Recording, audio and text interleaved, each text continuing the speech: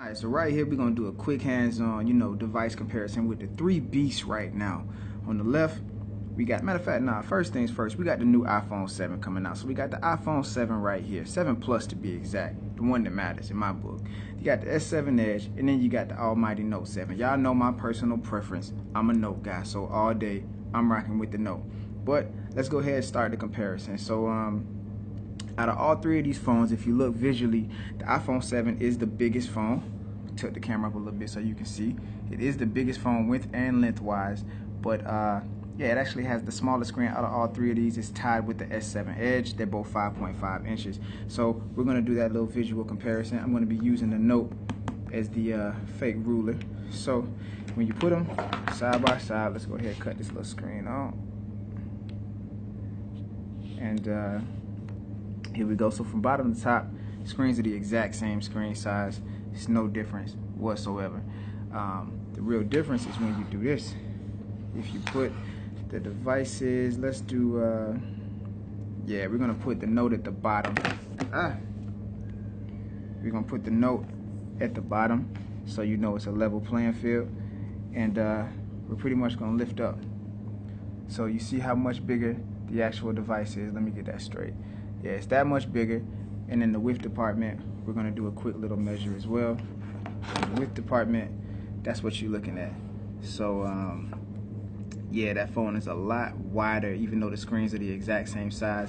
Definitely getting some stretch mark action on that little part in between your index and your thumb. So yeah, is that a reason to buy a phone? Nah, but something to think about, yeah, if you care about size of the device. Now, same thing, we're gonna do it with the Note. The Note actually has the biggest screen out of all of these, coming in at 5.7 inches. Let's go ahead and get that virtual comparison. So from bottom to top, you see the top is lined up. Let's line it up a little more. Top is lined up, and you got that much more space at the bottom. So yeah, you definitely get a bigger screen. Also, the resolution is higher on both of these. These are 2K screens.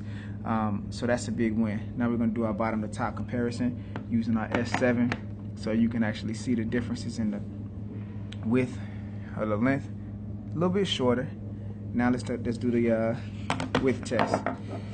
Width, same thing again. They kind of failed with this big phone with the humongous phone form factor. That's where these phones, the Samsung devices, are more refined. Keep in mind they had big screens for 4 years now, 4 or 5 years now. First Note was 2011. So yeah, now let's move these out the way. Where you win here, I think, with the iPhone is this design. I like that matte design. I do not like the glass, to be honest. You can easily scan either one of these devices and not have to worry about it.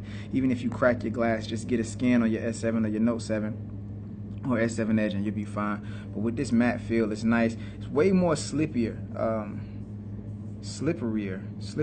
Yeah, it's way more slippery than these are. These grip really good to the hand, especially if you just put on some lotion or something. This will slide out no matter what.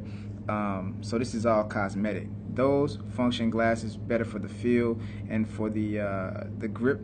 This is better for the look. No fingerprints. Like, I can rub this all day.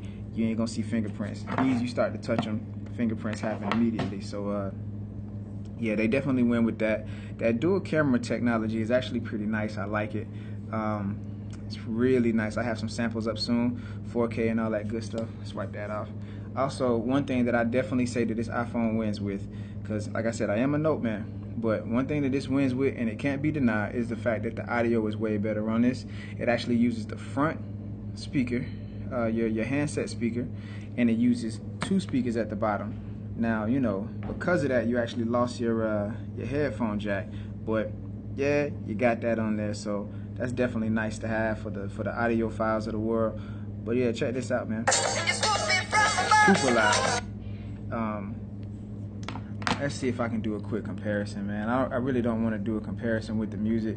I'll say that for another video. Matter of fact, why not? Let me turn the sounds off real quick.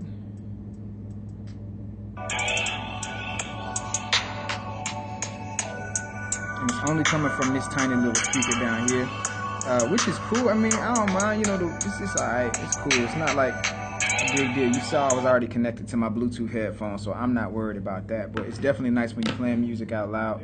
It's dope to have. The home button though, like the home button is where it's at. it's not a physical button. It's got that 3D touch type of feel. Physically get your hands on it to understand what I'm talking about, but it's definitely dope. Yeah, man, more videos coming soon. Of course, we're gonna go case crazy like we did with the Note series, but yeah, till then, you guys stay tuned, man, and yeah, we'll have some dopeness coming, I promise.